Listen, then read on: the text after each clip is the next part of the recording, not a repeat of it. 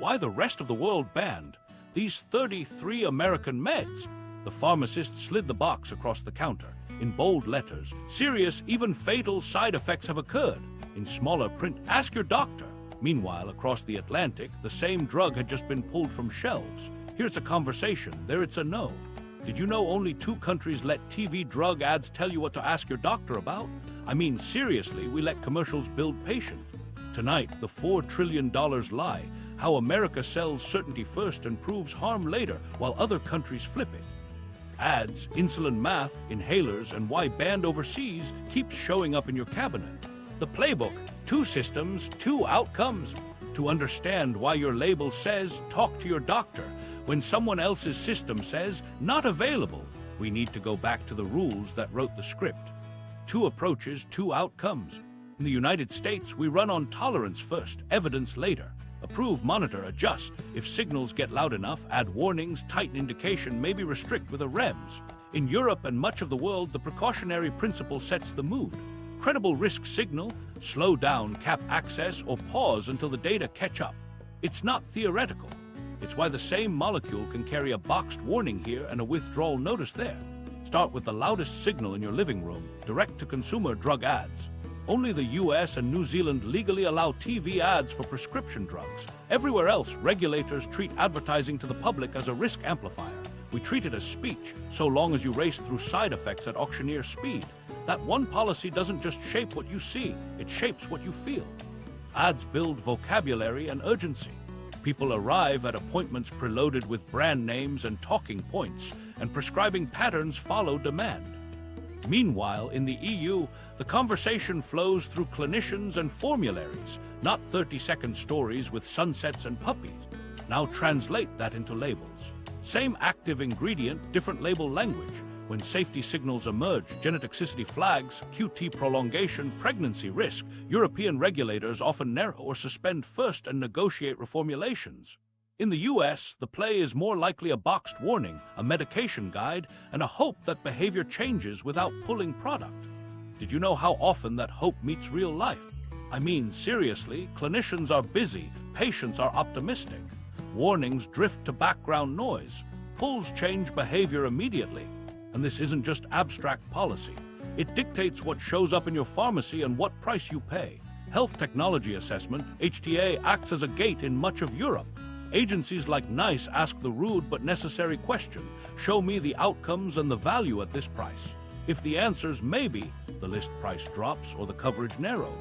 In the US, list prices jump on stage first, and the backstage discount world, PBM rebates, spreads, and secret contracts, decides who pays how much. The result? A $98 insulin vial here versus single-digit dollars abroad. The same hormone, different rulebook. Guidance feeds practice. In the EU, national formularies, reference pricing, and tenders create a ceiling and a map. Here's what works, here's what we pay. In the US, every insurer writes its own maze. Copay coupons look like lifelines but keep list prices high. Patients celebrate savings while the system absorbs the bill. Later, premiums rise and everyone wonders why. Microcase, a popular anti-nausea drug. In Europe, label trimmed after QT prolongation concerns moved from whispers to charts. Prescribing narrowed, risk dropped. In the US, the warning box grew a paragraph and utilization barely blinked. Another microcase, pregnancy-exposed therapies with plausible risk signals. EU regulators lean toward restrict until proven safer. Here we lean toward inform thoroughly and proceed. 10 years later, cohort data sort the truth. One path paid in caution, the other paid in outcomes. Meanwhile, device policy splits too. Europe's registries and mandatory reporting surfaced failure patterns, like metal-on-metal hips, fast enough to throttle use. The US posted safety communications and watched recalls creeping company by company. That's the structural difference. Centralized signal detection versus fragmented vigilance. When you can see the forest, you don't mistake a tree for an outlier. Back to ads because they quietly write prescriptions. Disease awareness campaigns blur the line between information and persuasion. Do you have these 5 symptoms? Becomes ask your doctor about X. In the US, that pipeline is legal and effective. In the EU, it's bounded, not because Europeans don't get headaches, but because regulators don't want brand storytelling shaping first-line care. And yes, first-line care matters. Older generics with mature safety profiles often lose to shiny newcomers when the jingle hits. Pricing, access, safety, these aren't three debates, they're one architecture. When you let advertising create demand and you let PBMs negotiate in the dark, you get fast uptake at high list prices and long half-lives for risky products. When you gate access with HTA and reference pricing, you slow uptake, force price corrections, and pull marginal products off the stage sooner. One system prioritizes speed and consumer choice. The other prioritizes population safety and budget sanity. Here's where it gets uncomfortable. Americans often equate restriction with rationing and warnings with freedom. Europeans often equate warnings with risk transfer and restrictions with stewardship. Both cultures want health and fairness, they just start from different defaults. Our default is prove harm before you stop me. Theirs is show value before we pay for it.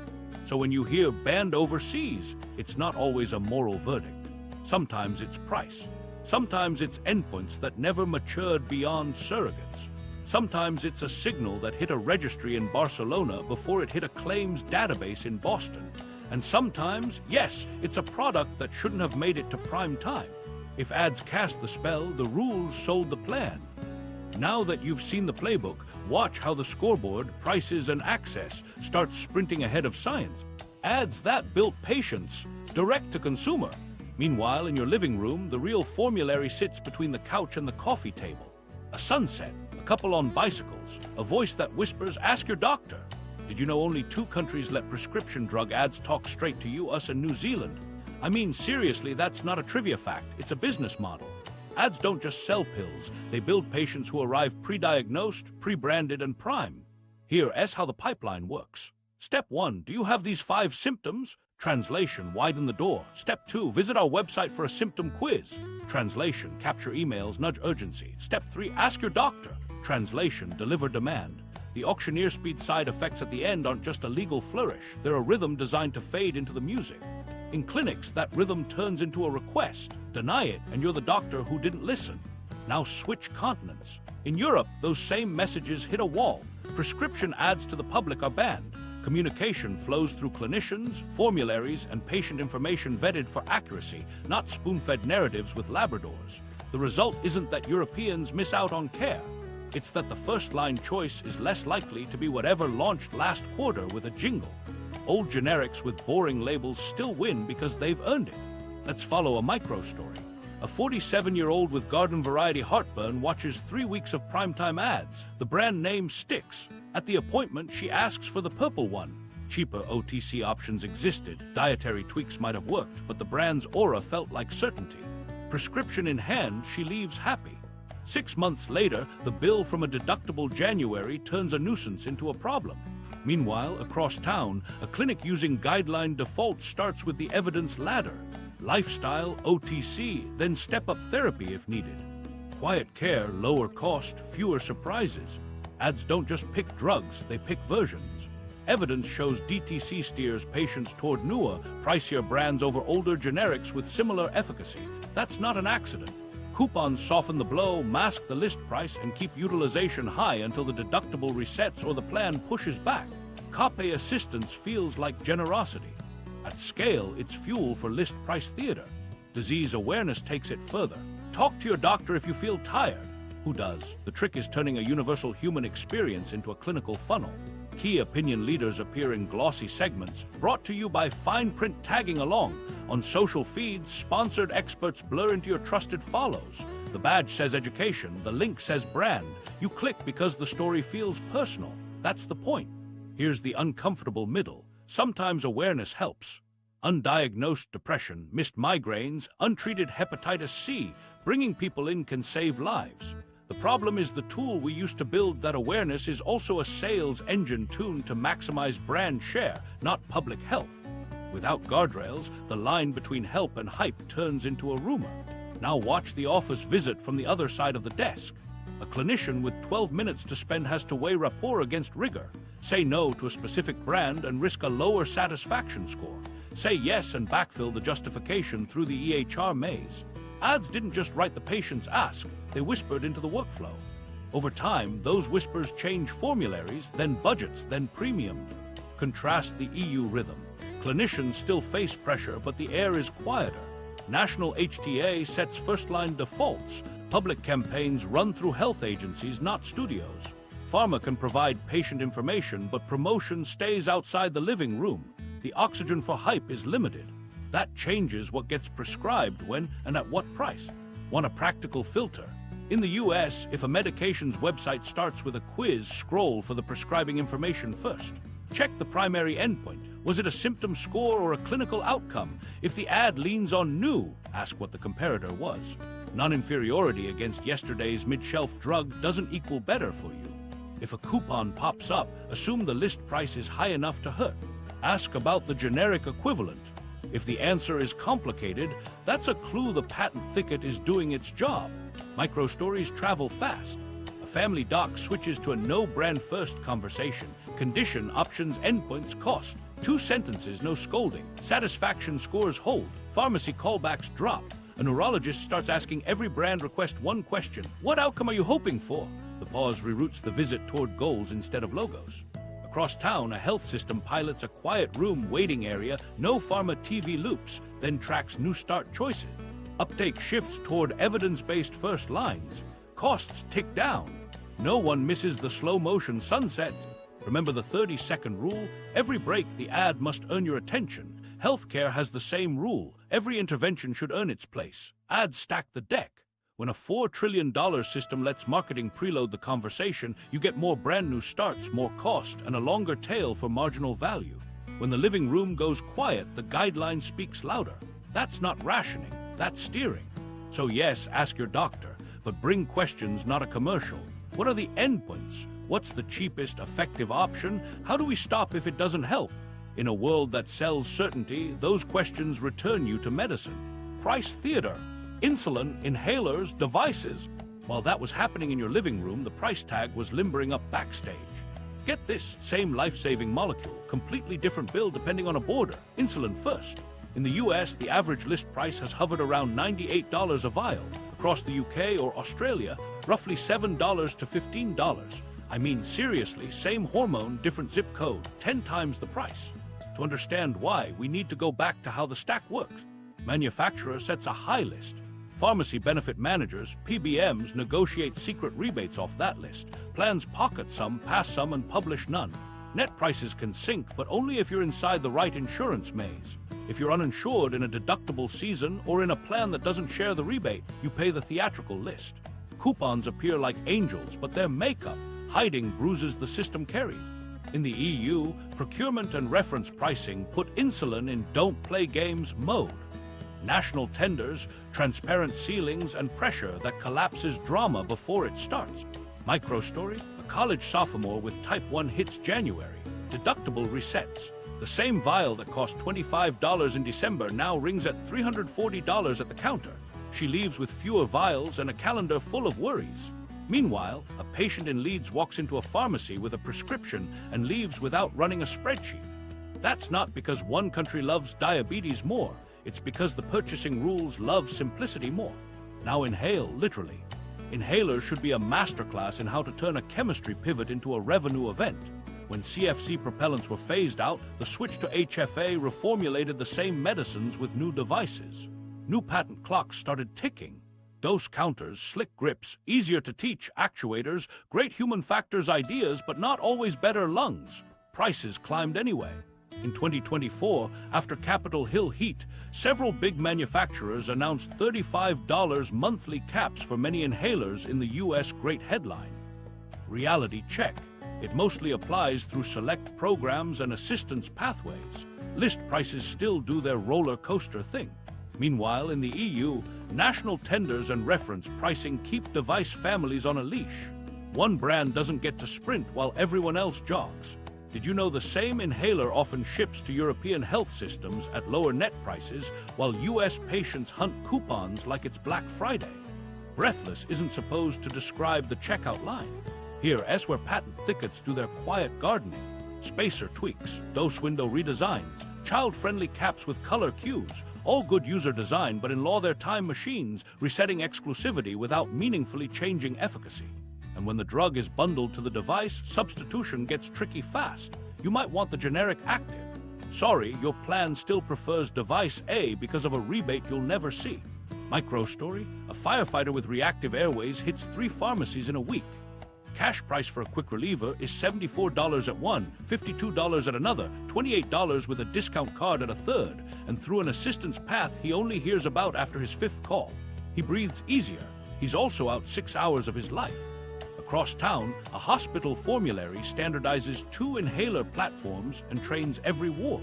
Confusion drops, adherence rises, and the pharmacy budget calms down. Coupons deserve their own reveal. A dollar copay feels like mercy. But system-wide, copay cards shift cost to insurers and maintain the high list that becomes tomorrow's premium. In high-deductible plans, January turns into the boss level of price paid. Drug makers know it, PBMs know it, and your family budget learns it the hard way. In the EU, reference groups corral lookalikes into price clusters. If a product wants to live outside the cluster, it has to prove it earns the rent with outcomes, not adjectives. Comedy beats. Budgeting for oxygen isn't a vibe. Did you catch the insulin cap headlines? Medicare's $35 cap under Part D helped seniors breathe. Everyone else, you either found a brand's voluntary discount, qualified for assistance, or you kept rationing. After attorneys general and class actions stirred the water, list prices began dropping on specific legacy insulins. Progress, yes, also proof that public pressure moves mountains faster than footnote. Meanwhile, one more device rabbit hole. Delivery gadgets that promise control, smart pens, connected caps, app dashboards can help real people dose better. But when connectivity becomes the new exclusivity, you get a fresh round of locks on an old medicine. If your plan doesn't cover the ecosystem, you're out of network for your pancreas. In countries where procurement buys function over flash, the ecosystem includes people who can't afford data plan. Micro story: a teacher switches from Brandex inhaler to a tendered alternative. The canister feels weird for a week, then muscle memory catches up. Her out-of-pocket slides from $62 to $8. The school nurse notices fewer "I left my inhaler at home" visits. Adherence wasn't philosophy, it was friction. Zoom out, you can argue about fair profit, innovation, and risk. You can't argue with math. A $98 list versus $7 across a border isn't demand, it's design. A $35 US inhaler cap that lives in press releases, but not at every register, isn't reform, it's staging. Patent thickets that protect handles more than outcomes aren't invention, they're choreography. Here's the tell: in systems that buy in daylight, the price theater closes earlier. In systems that buy behind curtains, matinees run all year. If you're keeping score at home, write this on the program. Ask your pharmacy the cash price, check manufacturer caps, but verify the fine print, and ask your clinician if a reference-priced alternative exists. If the answer is "we don't know," that's not your fault. It's the set design. High prices hurt. Now watch what happens when the product itself crosses borders and sometimes doesn't make it back. The banned bucket, Meds EU limits, US sells. While you were juggling coupons, something stranger was happening on the label. The pill in your cabinet might be greeting you with a boxed warning, while its twin across the Atlantic already lost its passport. Different systems, different defaults, so the same molecule lives 2 lives. Here's the rhythm. In the EU, credible safety signal: narrow, suspend, or withdraw, then renegotiate a safer version. In the US, credible safety signal: expand the warning, add a medication guide, maybe gate with REMS, and keep the product moving. I mean, seriously, it's the same chemistry, but 2 different exit doors. Quick hits you can actually use. Pattern 1, genotoxicity flags and impurities. When labs pick up DNA damage potential or manufacturing contamination, European regulators lean towards stop and fix. Here, the fix often starts with "Dear healthcare provider" letters and a promise the next lot will be cleaner. Meanwhile, older SKUs sometimes linger until inventories expire. If you see a sudden lot-by-lot recall string, that's your clue to ask about reformulated versions abroad and whether they're on track here. Pattern 2, cardiac repolarization risk, QT prolongation. In Europe, label trims become access trims, indications narrow, dose ceilings drop, and co-medications get fenced off. In the US, the warning box shouts while prescribing often drifts only slightly. If your med name travels with QT, ask your pharmacist about ECG monitoring windows and the EU dose cap. Sometimes the safer ceiling overseas is the smarter ceiling here. Pattern 3, pregnancy. When plausible developmental risk shows up, even before full causality, EU regulators default to restrict until proven safer. We default to inform thoroughly and proceed with caution. Did you know many pregnancy registry insights land years later? If you're planning or pregnant, ask whether the EU label uses stronger contraindications. Borrow the stricter rule even if your bottle doesn't say it. Now the part nobody tells you: old formulations in one market, new lines in another. A company reformulates for Europe, new excipient, different exposure curve, and ships it there while legacy lines keep selling here under enhanced warnings. Not a conspiracy, it's logistics plus policy friction. You don't need to move countries to get smarter. You just need to ask the right question. Is there a reformulated version available anywhere? And can we match that exposure profile with dose, timing, or an alternative? Micro story. A migraine patient starts a branded triptan with a small but real QT warning. In Spain, the label narrows the highest dose for women with low BMI. In the US, the warning expands, but dosing remains flexible. Her cardiology clinic in Cleveland checks the EU summary and simply caps her dose there. Attacks controlled. EKG's boring. No drama, just barcode guardrails. Another pattern: hepatic toxicity drips that look small on paper until real-life use stacks them. The EU leans toward market withdrawals after registry signals climb. The US often moves to not first line plus monitoring.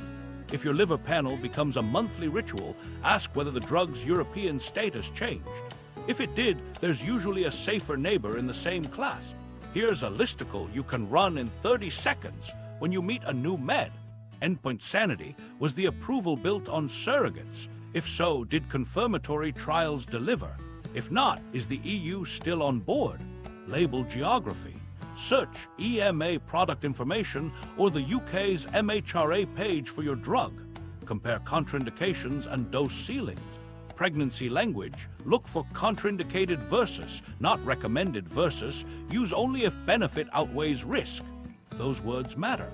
Rhythm check: how often does the label demand labs or ECGs? If the EU frequency is higher, copy it. Exit plan: what's the stop rule? If you don't know it, you don't own the risk. Micro story: a young woman on a pregnancy-exposed anesthesia med learns that EU guidance prioritizes a different molecule for women of childbearing potential. Her US neurologist pulls the European guideline, flips her plan over a month, and maps folate, timing, and contraception counseling. 1 year later, seizure control holds and a pregnancy proceeds with the safer profile. Same science, different default. She chose the stricter one. Sometimes the banned overseas line isn't about safety alone, it's about price and value. If a drug delivers small benefits at champagne prices, HTA bodies say no thanks or come back cheaper. In the US, it stays on shelves with a higher tier and a rebate you never see.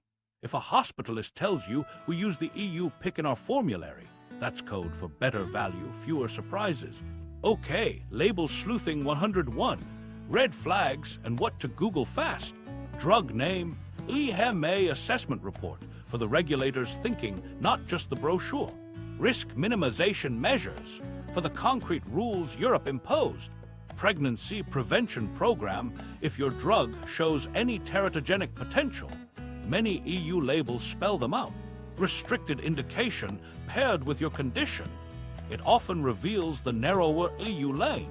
And yes, sometimes the pill doesn't survive the fight. That's not a scandal, it's stewardship. If a medicine you take is boxed here and blocked there, you're not helpless. 2 sentences to bring to your next visit. Can we review the EU-UK label and dosing for this drug? If they're stricter, I'd like to follow that version. Clinicians appreciate specific asks. You didn't bring a meme, you brought a map. If the pill survives the label fight, the hospital weighs in next. Devices and procedures play by the same cross-border rules, except the hardware screams louder when it fails. Procedures and devices under fire. While the pill fights on the label, the hardware walks straight into your body. When it fails, there's no pharmacy return counter. There's an OR schedule and a lawyer's business card. Start with metal-on-metal hips. Did you know UK registries flagged failure rates up to 43% for some metal-on-metal MOEM hip models within a few years? I mean, seriously, that's not a complication rate. That's a slot machine with pain as the jackpot. The UK and NHS had live registries that made the pattern impossible to ignore. Restrictions landed, alerts went out, and usage nosedived. Meanwhile, across the Atlantic, we got safety communications, professional society debates, and piecemeal recalls, model by model, company by company, years later. Metallosis isn't a headline. It's cobalt and chromium ions, inflamed tissue, dead muscle, and a why is my hip clicking mystery that ends in a toxicology panel. The surgery bill is the first invoice. The lab bill is the sequel. How did those hips get there so fast? Device clearance, not full approval. The 510K pathway lets substantially equivalent devices piggyback on prior designs. That can be efficient for simple tools. It turns into a trap when an entire design class pivots and the equivalence rests on paperwork, not outcomes. UK registries saw the curve bend early. Our fragmented reporting spotted it after the train left the station. Now surgical mesh, pelvic mesh for prolapse and stress incontinence sailed through on clearances that read like copy and paste. Then the patient showed up: erosions, chronic pain, dyspareunia, infections, revisions. In Scotland and England, authorities moved to halt most pelvic mesh surgeries. Ireland and New Zealand followed with hard brakes. Here, the path was slower. Safety notices, boxed warnings, selective removals, and years of courtroom lesson. The EU tightened up earlier, leaning on registries and patient-reported outcomes that made the human toll visible. When the data comes from the people living with the device, it's harder to file under rare. Overtreatment culture pours gasoline on all of this. Fee-for-service says volume is virtue. A cath lab with open slots will find equivocal stress tests. Stents for stable angina make patients feel treated even when optimal medical therapy rivals outcomes. Scans find incidentalomas that beg for follow-up, then biopsies, then risks. Meanwhile, HTA-minded systems ask the boring question: does the intervention change the hard outcomes, not just the graph? Nice guidance can feel like a speed bump until you notice the accident rate fell. Countries that cap procedures by evidence tiers treat the ore like a scarce resource, not a product line. Coverage follows proof. Hospital budgets bind to value, not volume, so the quiet win, physical therapy before spinal fusion, watchful waiting before arthroscopy, gets paid and praised. Unknown to many patients, some U.S. centers already run this way. Appropriateness criteria at intake, second opinions before spine hardware, shared decision aids that show absolute risk reduction in plain numbers. Satisfaction doesn't collapse, regret does. Second opinion nations formalize a reflex we treat like a favor. For certain ortho and spine surgeries, a mandatory second opinion is built in. It's not a stall tactic, it's a second set of hands checking the map before you cut the road. Patient choice portals display surgeon-level outcomes, revision rates, infection rates, volumes, so you can pick skill, not slogans. When outcomes see sunlight, variation shrinks and excuses evaporate. The surgeon who says, "My numbers are private," tells you everything you need to know. Micro story: a 58-year-old runner in Manchester gets told her hip needs metal. Registry alerts are top of mind. Her surgeon defaults to a ceramic on poly option with a track record. 10 years later, her jog is boring, exactly the goal. Across the ocean, a 60-year-old contractor in Ohio receives a MOEM device in 2011, then a cascade. Squeak, ache, swelling, cobalt levels through the roof, revision within 3 years, and a job he can't do for 6 months. Same diagnosis, different defaults. Two lives that rhyme but don't repeat. Here's a device decoder you can use in a clinic without starting a fight. Volume matters. Ask, how many of these do you do a year, and what are your revision and infection rates? Registry rule. What do national registries say about this model at 5 and 10 years? Materials check. If a non-metal pairing works for my case, why pick metal? Exit plan. If this fails, how hard is the revision? What's our plan B now, not later? Appropriateness first.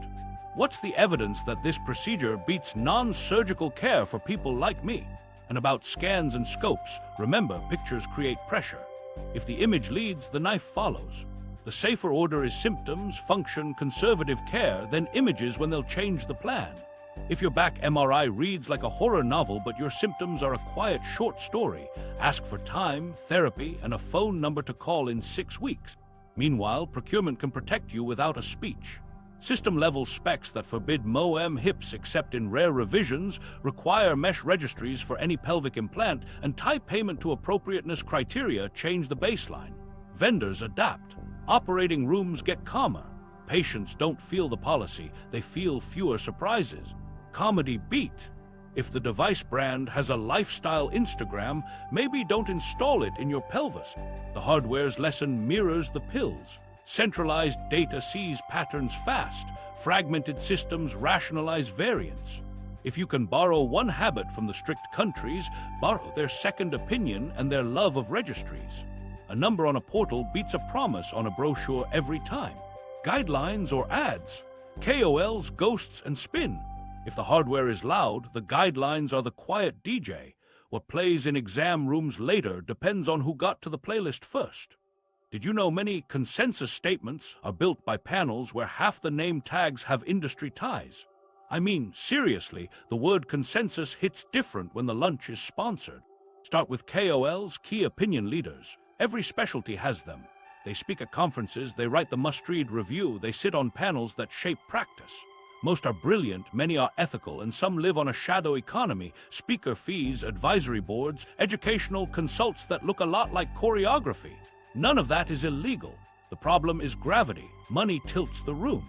When a KOL favors a brand in the gray zone, second line pushed to first, dose pushed high, practice drifts that direction because the name on the slide feels safe. Ghosts write too.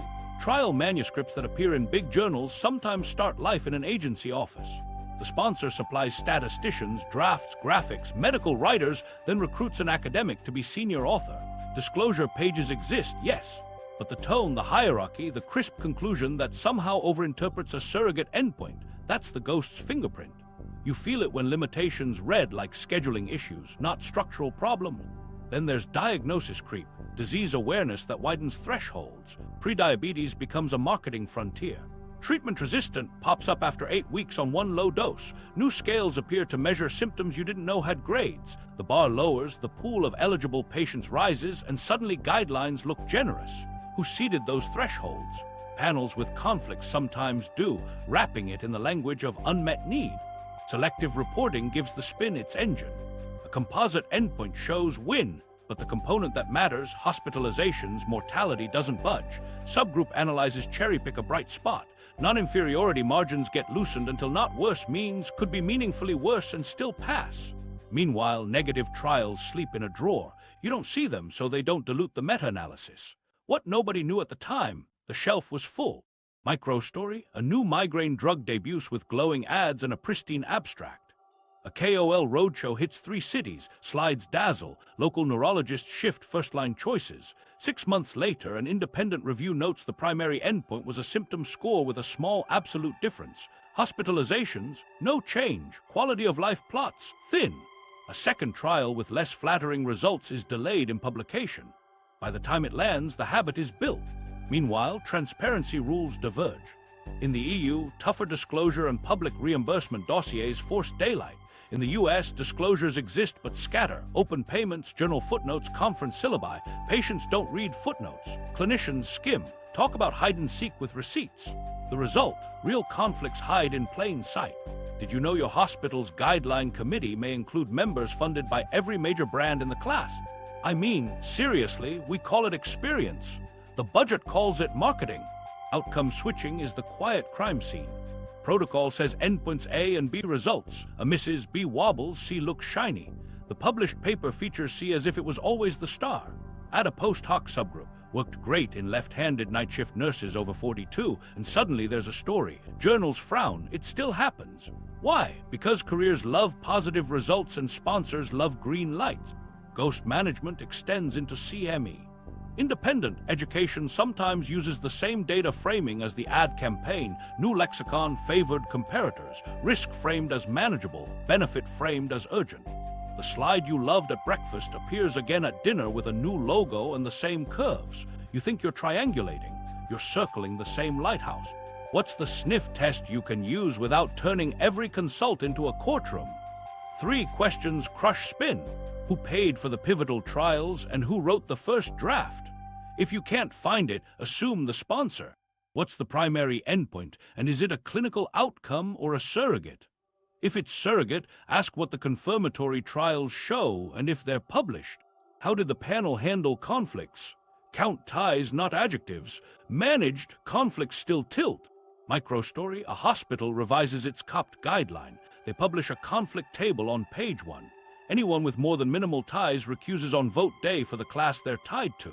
They rank endpoints, exacerbations, hospitalizations, mortality first, symptoms and FEV1 second. Year 1, inhaler mix shifts, costs drop, readmissions follow. No one bans brands, they reweight the evidence. Patients can play too. Bring a one-page printout, primary endpoint, absolute risk reduction, price, monitoring burden. Ask, what changes in my life do we expect in 6 months? If the answer is better numbers, ask which numbers and why they matter. If a clinician says the guideline recommends, ask for the version and the conflict table. They'll either show transparency or switch to shared decision-making. Both win. Comedy beat. If the guidelines disclosure section is longer than the methods, maybe don't speed read it. Here's the pattern: interrupt every 30 seconds. Guidelines are tools, not commandments. Good ones name their limits, flag surrogates, and separate marketing wants from patient needs.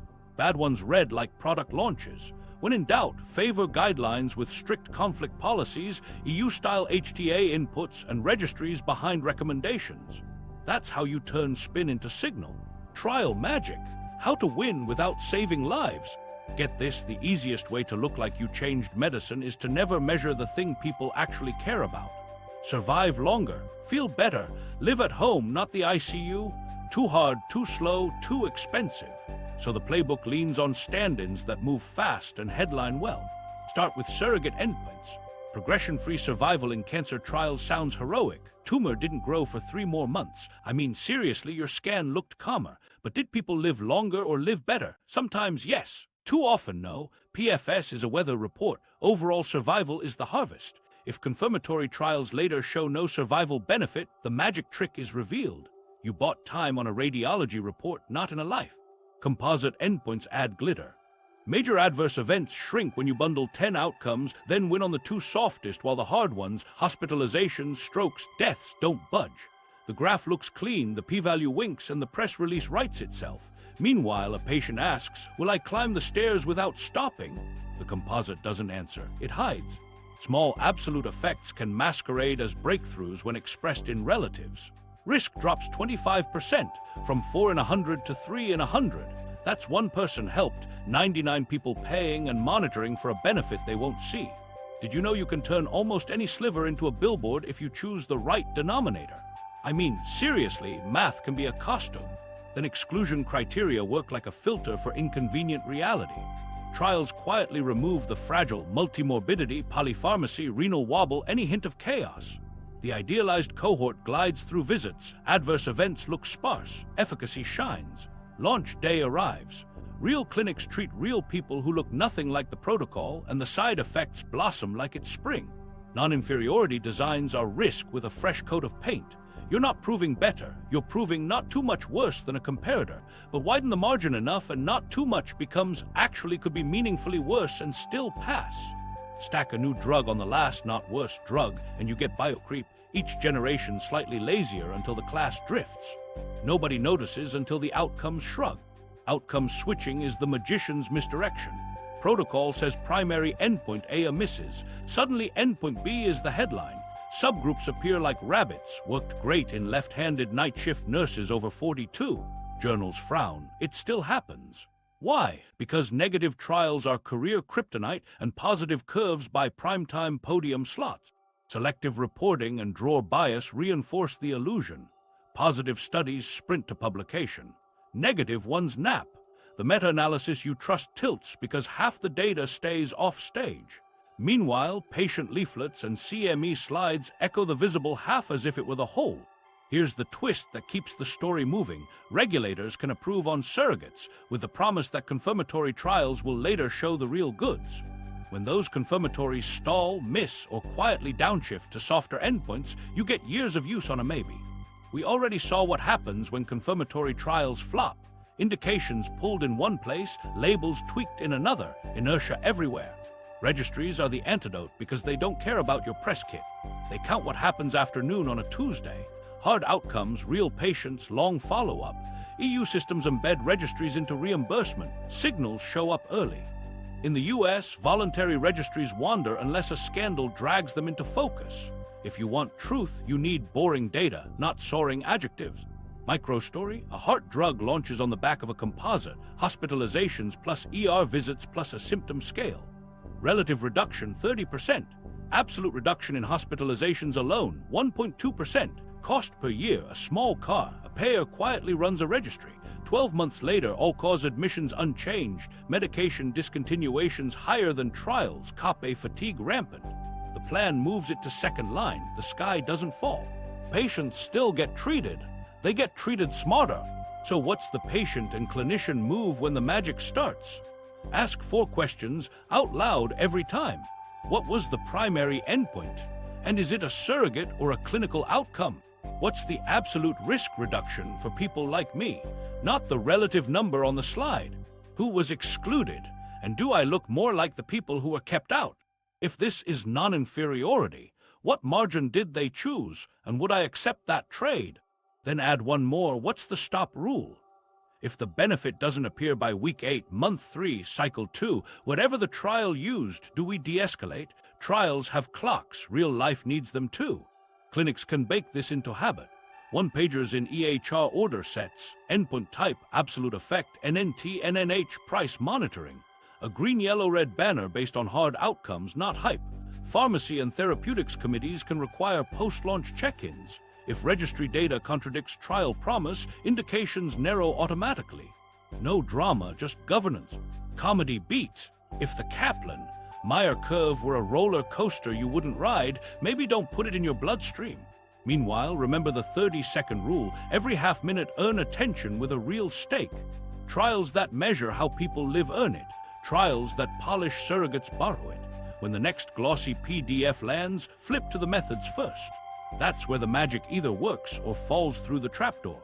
Breakthrough, accelerated, and limbo. Meanwhile, the fast lane promised miracles on schedule.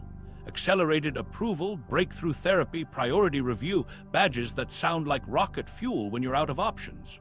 The trade is simple. Approve on a surrogate endpoint now, prove real benefit later. I mean, seriously, later is doing a lot of work. Did you know between 2011 and 2022, the FDA pulled 16 cancer drug indications after confirmatory trials flopped? Fail the finals here, yet some of those same indications kept versions of their status abroad. That's the split screen. Surrogate endpoints, tumor shrinkage, response rates, progression-free survival get you in the door. Overall survival or quality of life is supposed to show up at the party. Sometimes it never does. Here's the choreography. A small study, a dramatic waterfall plot, and a patient story land the headline. The label debuts with accelerated approval, and the confirmatory trial timeline slides into the calendar like a dentist appointment you swear you'll keep. Then life happens, slow recruitment, revised protocols, mergers, pandemic chaos, and if we're honest, strategic foot-dragging. The medicine sells while the question stays open. Contrast the EU's conditional marketing authorization. Same speed dial, tighter leash. Renew or lose, deliver the promised outcomes on schedule or watch the indication collapse. Annual reassessment forces receipts. It's less romantic and more boring, which in drug regulation is a compliment. The U.S. energy can feel like we'll get to it until a Senate hearing clears its throat. When confirmatories miss, reactions diverge. In the EU or UK, indications yank or narrow quickly, especially when overall survival refuses to move. In the US, the compromise toolkit opens, boxed warnings, REMS programs, label trims, not recommended after progression, or consider in patients who decline alternatives. The product stays, the enthusiasm leaves. In practice, inertia keeps scripts alive for edge cases and hopeful moments long after the evidence cooled. Microstory. An oncologist starts a metastatic regimen on accelerated approval after response rates dazzle. 6 months later, the confirmatory trial reports no survival benefit. Toxicity looks worse in real clinics. Her group pivots the regimen to second line only. Prior auth denials spike for new starts. Across the channel, national guidance already narrowed the indication 3 months earlier. Same science, different reflex. Post-market surveillance is supposed to catch the rest. Pharmacovigilance reports trickle in, registries hum, and signal detection sharpens. Except marketing budgets lap data budgets. Ads hit before adverse events reach threshold. In the EU, registries baked into reimbursement feed hard outcomes. Usage bends sooner. In the US, voluntary registries wander unless payers or scandals force a map. If you want truth, you need Tuesday afternoon numbers, not Thursday morning press releases. Here's a label literacy move that pays rent. Flip to indications and usage. If you see accelerated approval based on surrogate endpoint, ask, what's the confirmatory trial, what's the primary endpoint, and when does it read out? Then find the clinical studies section. Is the comparator real standard of care or a softer straw man? If the endpoint is PFS, ask where overall survival sits, immature, trending, or stubbornly flat. Bring that to the visit. What happens if the confirmatory trial fails? Do we stop, switch, or narrow? Patients aren't footnotes. They're the reason the speed lane exists. A parent of a child with a rare cancer doesn't have time to wait for decade-long endpoints. A woman with recurrent ovarian disease wants another quiet holiday, not a principled delay. The point isn't to freeze the lane, it's to pair speed with accountability that actually lands. Conditional coverage with evidence development isn't rationing, it's a timer with purpose. Micro story. A health system adopts a living formulary for accelerated approvals. Every drug gets a countdown clock tied to confirmatory milestones. Miss a date, automatic review. Miss an endpoint, indication narrows unless a patient-specific board signs off. Oncologists still treat, they document why. 12 months in, overall costs dip, access remains for high-need cases, and fewer patients endure toxicity without downstream gain. Now the awkward part, sometimes confirmatories get redesigned mid-flight, endpoints soften or subgroups sprout like weeds. Signal in PD-L1 high, benefit in second line only, trend in exploratory analysis. It's not always malice, it's the gravity of promises made too early. But gravity shouldn't write the label, evidence should. If you're a clinician, build a template. 4 lines in the note, approval basis, surrogate or clinical, confirmatory status, complete or pending, absolute benefit for people like this patient, and a stop rule if the promised outcome doesn't appear on time. If you're a patient, keep one question on the table. How will we know it's helping me by week X or scan Y? Hope deserves a measurement. EU conditionality, US flexibility, both try to balance urgency with proof. The difference is enforcement. One culture renews the permission slip only with grades. The other lets you stay enrolled while we update the syllabus. I mean, seriously, if the class is living longer, pass or fail shouldn't be pass-fail optional. Meanwhile, your medicine cabinet is a long-term relationship. Speed gets you to date one.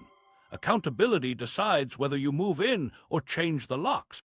The patent shuffle, generics, reformulations, combos. While the price theater runs loud, the backstage act is quieter. Stretch the clock without changing the song. Evergreening 101. Take an old active ingredient, give it a new coat, extended release bead, sprinkle capsule, tamper-resistant shell, or a device it needs, and file fresh patents. I mean, seriously, same molecule, new wardrobe, full runway. Here's the play in 3 moves. Move 1, reformulate. A twice-daily pill becomes once daily. A bitter tablet becomes an ODT that melts on the tongue. Useful, sometimes. Essential, rarely. The value pitch leans on convenience curves and adherence halos. Patients take it more, therefore outcomes improve. But the confirmatory math often stops at pill counts, not hard endpoints. Meanwhile, the clock restarts. Generics can't enter because their bioequivalence was to the old version, not your shiny shell. Move 2, device lock-in. Inhaler molecules, insulin vials, eye drops, tie the active to a proprietary gadget. Dose counters, one-way valves, child-friendly caps, Bluetooth dashboards, great human factors, but also moats. When the drug is legally married to the device, substitution needs both chemistry and engineering to match. A generic albuterol with device B is the same as the brand's device A, so formularies wobble, payers negotiate in the dark, and exclusivity breathes a little longer. Move 3, combo plates. 2 old drugs, each near generic, enter one box with a trademark. The sales line writes itself. Fewer pills, better adherence. Sometimes that's enough, but check the comparator. If trials pit the combo against one component, you'll always win against both components taken together. The real-world standard. The advantage often shrinks to convenience. That convenience can be worth it for some patients. System-wide, it keeps prices high for chemistry we already own. Pay for delay adds the eyebrow raise. A brand sues a generic over a patent nobody wants to test in court. Settlement lands. The generic agrees to launch later. The brand agrees to pay or to authorize a generic under its own umbrella. Consumers see generic on shelf, price barely budges, and the brand's market share stays in the family. The clock keeps ticking while the label pretends competition arrived. Authorized generics complicate the picture. A brand licenses its own formula to a partner who sells it without the logo. Insurance systems count it as generic. The net price can float a hair under brand. Independent generics struggle to enter at scale, and the appearance of competition muffles anger. Did you know generic isn't a synonym for cheap? I mean, seriously, the adjective is doing heavy lifting. EU tendering messes with this dance. Reference groups corral therapeutically equivalent drugs into price clusters. If your reformulation wants a higher tier, you bring outcomes, not vibes. Device locks get resisted when function-for-function alternatives meet safety and usability specs. National buyers favor platforms that play nice across molecules, so the moat becomes a puddle. When the buyer is a country, not a plan, the patent shuffle finds fewer corners to hide. Micro story. A cardiology practice defaults to a branded combo for hypertension because one pill beats two. A pharmacist pulls the data. When both components are prescribed generically in a single blister card, adherence equals the combo, S. Price drops 70%. Blood pressure curves don't notice the difference. The budget does. The clinic switches to blistered generics as the default, keeps the combo for a small group, and writes the exception into the note. Tremor, memory, or dexterity needs. Convenience where it matters, savings where it doesn't. Another micro story. A patient's asthma is well controlled on a brand inhaler with a slick counter and friendly cap. Her plan pivots to a tendered platform. The device feels weird for 2 weeks. A respiratory therapist runs a 10-minute teach-back. Control holds, CAPE falls. The brand's argument, patients won't switch, evaporates when training shows up. What's the patient move in the shuffle? 4 questions in the room. Is this a new active or a new wrapper? And what outcome does the wrapper itself improve? If it's a combo, did trials compare it to both components taken together at equivalent doses? Is there an authorized generic? And is a true independent generic coming soon? If a device is involved, can I try a platform with equivalent function that allows generic actives? Clinicians can encode this into care. EHR nudges list formulations by value tier. Independent generics first, authorized generics second, brands with proven outcome gains third. Device orders carry a training flag, no switch without teach-back. Combo defaults trigger a 2-click split. Prescribe components together unless a specific barrier exists. Pharmacy teams print a 1-page device crosswalk. Grip, actuation force, plume duration. So the "this feels different" moment has a script, not a shrug. Payers have a quiet lever. Prefer platforms that accept multiple actives and publish switching matrices. If your plan rewards device ecosystems for openness, the market follows. If you reward walled gardens, you'll get flowers and fences. Comedy beat. If the new feature is now in mint, maybe don't pay champagne prices. One more wrinkle bioequivalence. Patients fear the generic doesn't work. Sometimes that's noise, sometimes it's formulation. Extended release technologies behave differently at the edges. Narrow therapeutic index drugs magnify small shifts. The fix isn't a lifetime of brands, it's documentation and a note. Medically necessary, dispense as written for specific cases, not the whole clinic. Track symptoms, labs, and lot numbers for the handful who wobble. Everyone else can ride the value wave. The patent shuffle thrives in low light. Daylight moves the beat. Ask what changed, who benefits, and whether the endpoint lives in people or packaging. If the benefit is convenience, decide who should pay for convenience, patient, plan, or price drop. Evergreening isn't a moral failing, it's a business model. The counter move is boring, evidence tables, open platforms, and a reflex to split hype from help. When you do, generics feel like medicine again, not a trick. Dependency by design. Pain, anxiety, sleep. While the patent shuffle works the clock, one product line learned to work the brain. Pain, anxiety, sleep, the places where suffering feels urgent and nuance feels optional. Did you know a slogan can outpace a warning? I mean seriously, less addictive sounded comforting until it didn't. Start with pain. In the 1990s and 2000s, opioid detailing reframed risk as rare for real patients. Undertreated pain became a moral panic. Long-acting pills became the solution. Pill counts rose, dose ceilings drifted, and refills turned into rituals. In the fine print, dependence was acknowledged. In the field, it was airbrushed. Meanwhile, clinicians faced satisfaction metrics, rushed visits, and a toolkit that paid better for procedures than for time-intensive multimodal care. The river swelled. Years later, we called it a crisis. The fix isn't just fewer scripts, it's changing the default. Physical therapy, NSAIDs, nerve flossing, heat, graded activity, and yes, time. Boring, also evidence-based. Anxiety took a parallel ride. Benzodiazepines calm like a warm blanket. Short-term labels were clear. Then real life stretched short-term into months, then years. Tolerance crept, doses ticked, and the exit ramps vanished behind comfort and fear.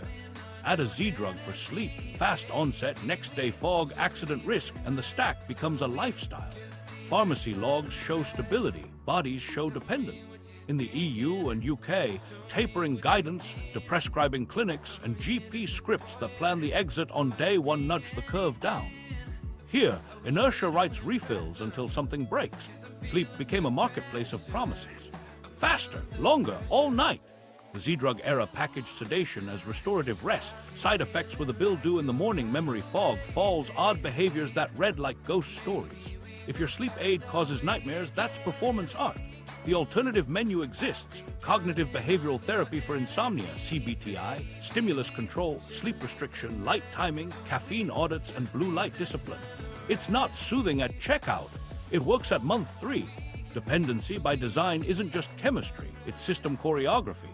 Fee-for-service pays the prescription, not the counseling. DTC and disease awareness sell urgency and solutions in one breath. Prior auth for PT feels like punishment. A pill doesn't. Apps promise hacks, few deliver structure. Meanwhile, prescribers sit in 12-minute slots with patients who are suffering now. The fast path is a signature.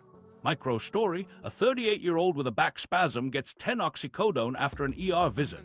Clear plan: heat, NSAIDs, gentle mobility, 2 days off lifting. Pharmacy fills 10, no refills. He improves, the bottle expires. Across town, a similar patient leaves with 30 just in case. Day 4, he's fine. Day 8, he takes one to sleep. Month 2, the pills are gone. His brain remembers the help. One policy difference, 2 trajectories. Anxiety counter move: write the exit on day 1. We'll use this benzodiazepine for 2 weeks while therapy starts, then we taper. Set a calendar, print the steps, and book the taper visit when you write the first script. Add abridged breathing drills patients actually practice, not just nod at. A 1-page plan for panic surges. A first therapy visit within 7 days. Patients feel held. The drug doesn't become the relationship. Sleep counter move: treat the clock. Start CBTI basics tonight. No screens in bed, a consistent wake time, delayed bed until sleepy, out of bed if awake at 20 minutes, and a 2-week sleep diary. A short course of melatonin for circadian shift, not as a lifetime gummy. If a med enters, put the stop date on the label. Rebound insomnia is expected. The plan names it so it doesn't scare you back to square one. EU, UK tapering playbooks help because they assume success is slow. Weekly decrements of 10-25% for benzos, pauses if symptoms spike, adjuncts for withdrawal insomnia that aren't just substituting one sedative for another. Here, successful tapers often hide in primary care clinics that built their own protocols. You don't need a national program to steal a good schedule. ADHD meds deserve a brief lane. Real help, real risks. Rules diverge by country on monitoring, diversion safeguards, and formulation choices. The point isn't to stigmatize, it's to build the exit ramps into the highway. Dose holidays when appropriate, blood pressure and weight logs, and a standing question: what problem are we solving this month? When the target is performance, not function, the dose climbs without aid. Non-drug exits aren't a vibe, they're logistics. Pain, graded exercise with a coach, sleep hygiene mindfulness that trains attention, and pacing plans that prevent boom and bust. Anxiety, exposure therapy, cognitive restructuring, breathwork you can do in an elevator, and caffeine trims. Sleep, light in the morning, dark at night, temperature games, and a boring wind down you repeat until it works. None of this buys add time, all of it buys freedom. Clinic script you can borrow in 1 minute. We'll use the smallest dose for the shortest time. Here's our taper plan, dates written. Here are 2 non-drug things we start today. We'll measure success by function, not feelings alone. If we miss, we switch, not stack. Micro story: a night shift nurse stuck on 10 mg zolpidem for 2 years joins a CBTI group. Week 1 is rough. Week 3, she sleeps 5 hours straight for the first time without meds. Week 6, she keeps a sleep window she trusts. Her bottle sits untouched for a month, then goes in the bin. It wasn't willpower, it was a protocol. Comedy beat: if your sleep tracker judges you at 3 a.m., put it in a drawer. Your brain doesn't need performance reviews at night. Dependency by design thrives when speed outruns structure. Shrink the default dose, write the exit on day one, and pay clinicians for the time it takes to steer. Relief is a promise, recovery is a plan. Supplements, homeopathy, and the label Loophole. If pills are the hardware store of medicine, supplements are the pop-up shop in the parking lot. The sign says natural, the price says deal, and the label says less than you think. In the US, supplements live under DSHI 994 rules that treat them like foods unless they claim to cure something. Translation, minimal pre-market proof, voluntary quality systems, and a lot of trust. I mean, seriously, we test lettuce harder than some capsules. Here's the architecture. A supplement can hit shelves without proving it works and without proving it's pure, so long as the company believes it's safe and labels are accurate. The FDA can step in after harm or fraud, but that's fire alarm governance, not sprinklers. Meanwhile, proprietary blend lets brands list ingredients without quantities. You see 10 botanicals, you don't see if the heavy lifter is a fairy dust dose. In Europe, the fence sits closer to the road. Strong claims make you a medicine. That means proving quality, safety, and efficacy, or sitting down. Micro-story, a weekend warrior buys a pre-workout with a proprietary blend and a metabolic matrix. The label glows, the gym session hums. 2 weeks later, his heart hums too. A pharmacist scans the lab report. Caffeine stacked with plant alkaloids that read like cousins of cousins. Dose, unknown. He switches to coffee and creatine with third-party seals. Bench press unchanged. Palpitations retire. Contamination is the quiet scandal. Independent labs have caught heavy metals in herbal powders, prescription drug adulterants in male enhancement, and stimulant analogs hiding under synonyms. Not every bottle is a trap. Enough are to make the rules simple. Trust but verify. Look for NSF, USB, Informed Sport, or BSCG third-party testing. Not a logo sticker, an actual certificate tied to the batch. Ask the brand for a certificate of analysis. COA with lot number, analytes, and methods. If they send a Vibes PDF, that's an answer. Homeopathy deserves its own lane because the label looks clinical while the bottle holds water literally. 30C means diluted so far that not a single molecule of the original substance remains. The theory says water remembers. Your physiology doesn't. In the EU and UK, homeopathic products often carry disclaimers or sit in their own category. Here, you'll see sugar pellets next to OTCs, sometimes with conditions printed like their peer. If you like ritual and minty pellets, fine. Just don't confuse ritual with pharmacology. Now the loophole inside the loophole. Structure function claims.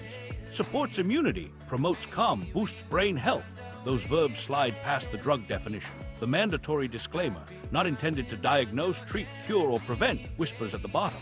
Did you know supports can mean a study in mice was interesting? I mean, seriously, if the best evidence is a graph from 2008 with 9 participants, that's not support. That's a hint at a hypothesis. EU guardrails change the tune. If you sell therapeutic claims, regulators make you prove them. Many countries restrict certain botanicals, cap doses, or require monographs with standardized actives. The effect isn't no supplements, it's fewer surprises. A ginkgo capsule declares its ginkgoflavone content. A St. John's wort product states hypericin dose and drug interaction warnings in bold. Over here, you Google and hope your pharmacist is on shift. Drug interactions matter more than labels admit.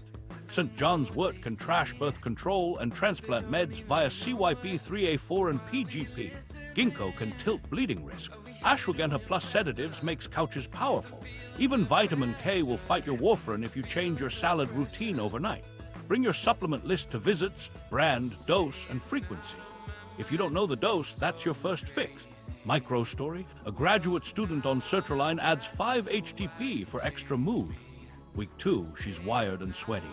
The urgent care doc reads serotonergic like a crime scene note and stops the stack. 2 days later, she's baseline annoyed by group projects. Perfect. Buyer's map you can actually use. Third-party seal, USB, NSF, Informed Choice Sport, BSCG. Ask for the batch COA. Exact dose. Avoid proprietary blends. If it won't name amounts, it won't earn trust. Standardized actives. Curcumin with BCM 95 or piperine caveats. Ginseng with ginsenoside percent. Milk thistle with silymarin content. Interactions, search supplement plus CYP and supplement plus your med. If the result reads like Scrabble, ask a pharmacist. Form matters. Magnesium glycinate for calm, citrate for bowels. Fish oil with EPA, DHA content per pill, not per bottle dream. Home stretch homeopathy labels. Look for HBUS and numbers like 6X, 30C if molecules matter to your outcome. Pass. If you want a low-risk ritual for a sore throat while you rest and hydrate, that's your call. Just don't delay a strep test if fever and exudate join the party. Customs reality.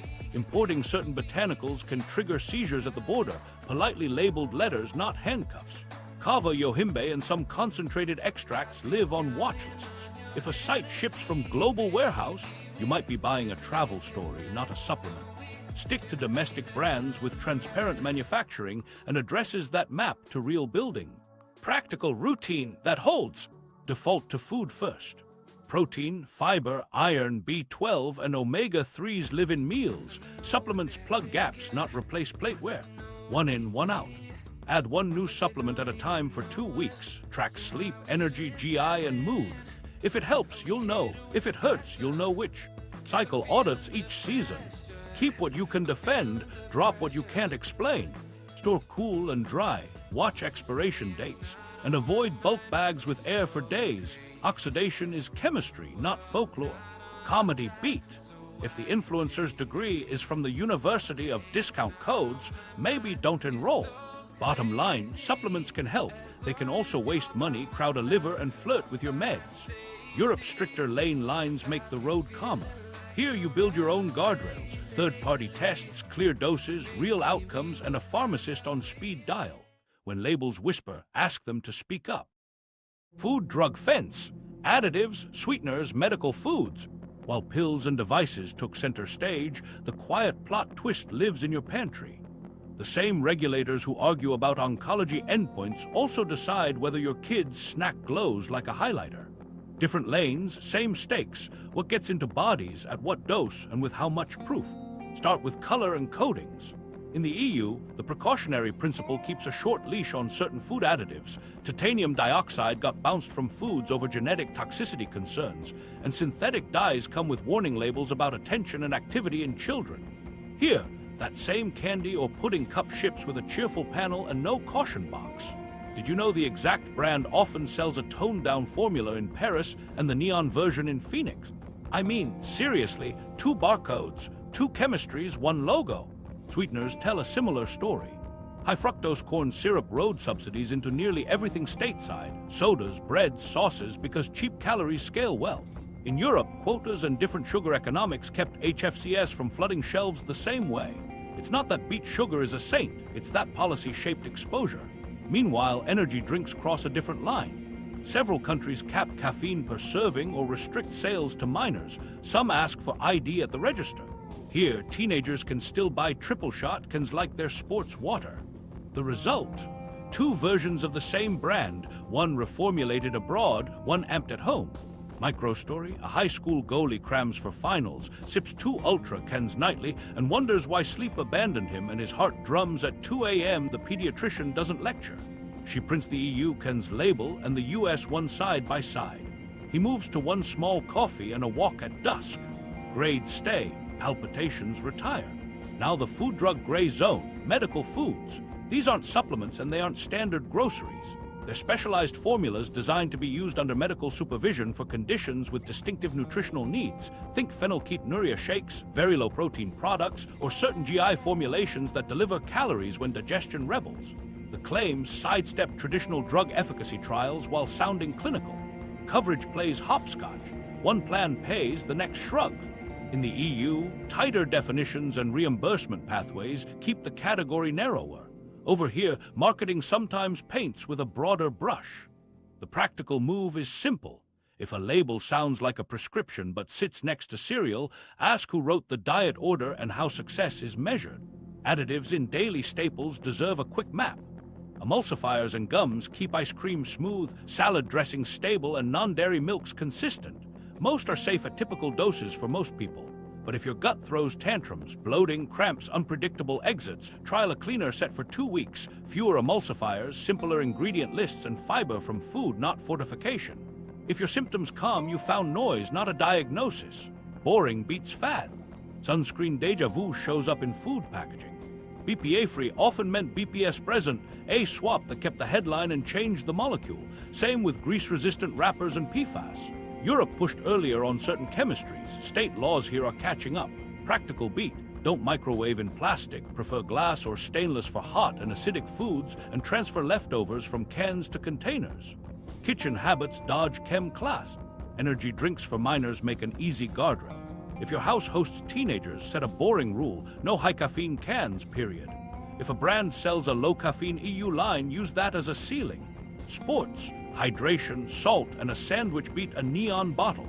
If they want fizz, club soda and citrus do the social work.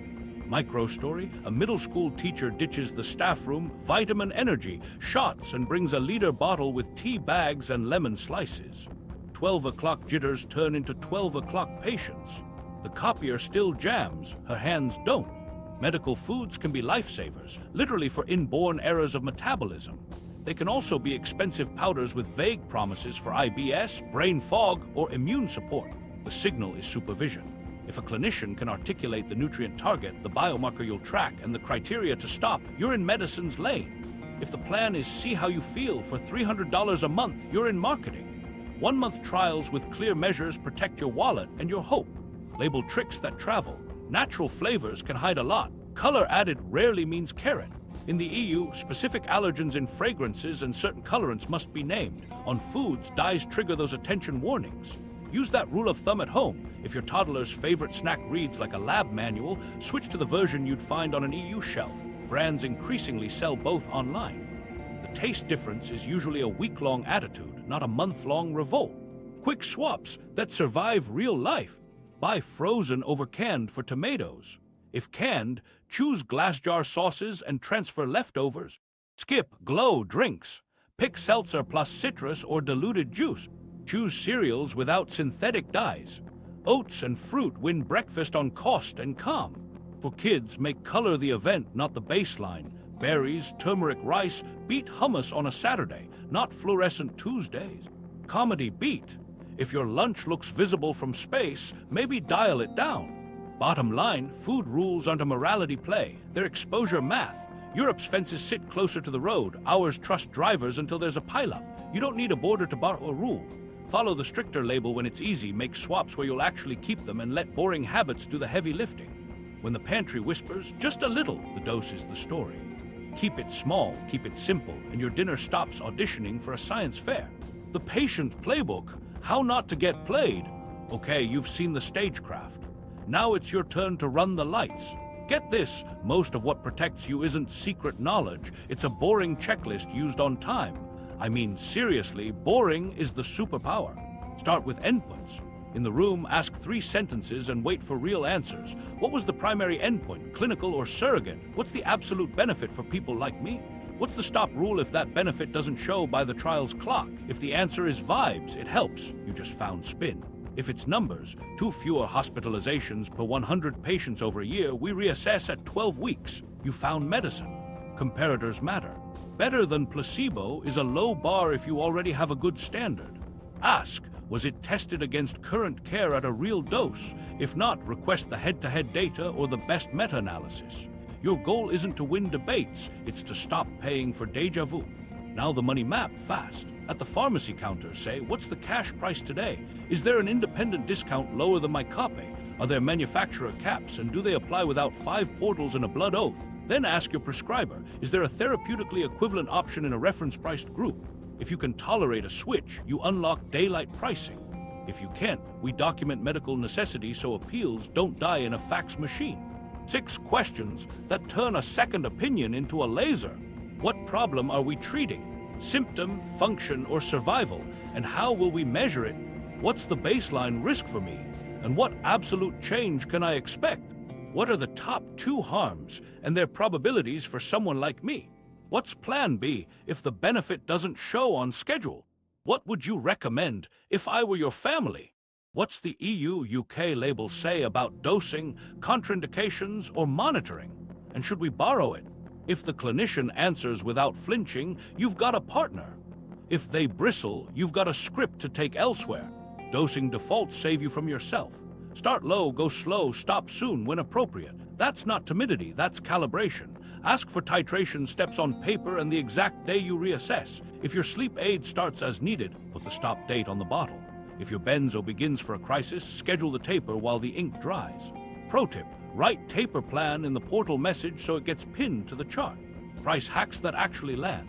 Shop your prescription across 2 big box stores, 1 grocery chain, and 1 independent, cash plus discount. The spread will make you question reality. Use it. For branded meds, hunt patient assistance programs with the phrase eligibility criteria PDF so you see the rules, not the banner ad. If you're denied, file a 1-page appeal with 3 bullets: indication, failed alternatives, and financial hardship. Attach the prescriber's letter with the magic phrase medically necessary. Bureaucracy respects paperwork more than please. Hospital bills have weak spots. Always ask for an itemized bill and the CPT codes. Compare charges to your insurer's allowed amounts and to Medicare's fee schedule. Public tables exist. If a number screams, request a billing integrity review. It's not a fight, it's a process, and processes move line items that arguments don't. Label literacy for mortals. Flip to indications. Accelerated approval flags a surrogate. Ask for the confirmatory trial status.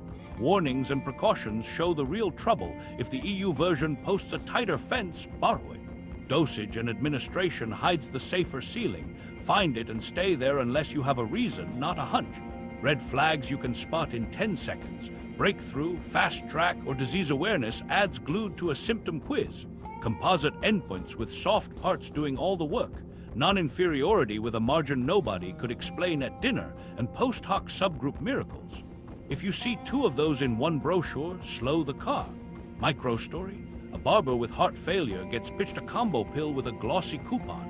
He brings a 1-pager, primary endpoint, absolute benefit, price. The PA grimace melts into a plan. 2 generics in a blister card, pharmacist teachback, and a blood pressure target in the portal. 3 months later, he's walking the dog without counting driveways. The combo's convenience returns for people who need it. Everyone else keeps the saving. Technique beats drama. Bring a med list with doses, times, and refills left. Photograph labels and lot numbers. Track 2 outcomes that matter: stairs without stopping, nights without waking. When something helps, note the timeline. When something stings, stop and message immediately. It hurts wins fewer arguments than 12 minutes after dose. Burning 610, resolved by 1:20 p.m. Repeated on lots L7 and M3. Insurance chess without crying. Before an MRI or procedure, ask, prior auth required, in-network site of care. If there's a hospital-based option and a freestanding option, get both cash quotes. Many plans waive the difference if you document that the cheaper site meets the clinical need. Save chats as PDFs. The bot is now your witness. At home, build safer defaults that outlast willpower. Fragrance-free laundry, no aerosol anything indoors, pumps over sprays, mineral face sunscreen, and hydrogen peroxide for daily clean. You just deleted a stack of airway and skin irritants without asking anyone's permission. Boring wins. Comedy beat. If the ad has a puppy, the side effects needed 2 slides. Bottom line, you don't need a PhD, you need a pencil. Endpoints, comparators, absolute effects, price checks, stop rules. Write them down, ask them out loud, and borrow the stricter label when it's easy. The system counts on you getting tired. Your checklist doesn't. Lightning round. 21 US allowed versus EU banned restricted. Did you know fast hits only? Titanium dioxide in candy, EU no, US yes. Potassium bromate in bread, EU no, US pockets yes. Ractopamine in pork, EU China no, US yes. RBSD dairy, EU Canada no, US allowed. Energy drink caffeine caps, EU tighter, US looser. Metal on metal hips, UK banned, US lag. The real cost wasn't just money, it was time, trust, and years on the wrong plan. Borrow stricter labels, demand endpoints, and default to boring safeguards. Subscribe for the follow-up on writing hospital-safe specs. Share this with the person who handles your family's meds and watch the next doc for the purchasing playbook.